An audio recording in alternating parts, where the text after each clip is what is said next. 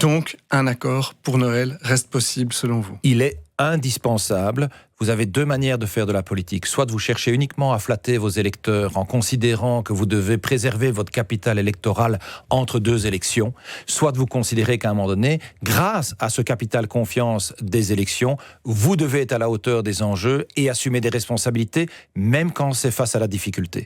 Ouais.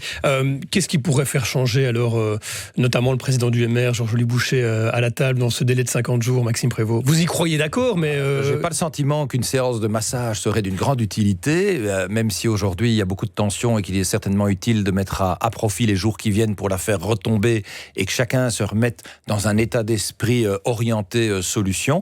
Je pense que chacun autour de la table doit évidemment continuer de défendre ses promesses et ses engagements et les engager. Oui, et il les défendait d'ailleurs encore hier soir, après le passage de Bart de Wever chez le roi. Le MR disait encore, nous voulons respecter notre engagement face à l'électeur, qui est de ne pas hausser les impôts. Oui, mais l'engagement face à l'électeur, ce n'est pas non plus de créer le chaos.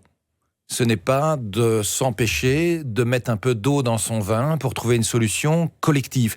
Personne ne tient tout seul la plume du tableau budgétaire.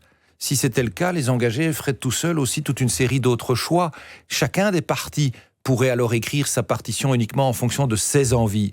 Sauf que, principe de réalité, nous sommes dans un gouvernement avec des flamands, avec des francophones, avec des socialistes flamands, certes, mais modernes, qui ne sont pas comme le PS ancrés dans le passé, mais qui ont envie de réformer aussi ce pays. Nous avons deux formations centristes, nous avons deux formations de droite. C'est un équilibre subtil, mais qui reflète aussi une série des attentes et des profils variés de notre société. Mettons à profit cette capacité de réformer le pays urgemment pour pouvoir être au rendez-vous de ce qui est nécessaire.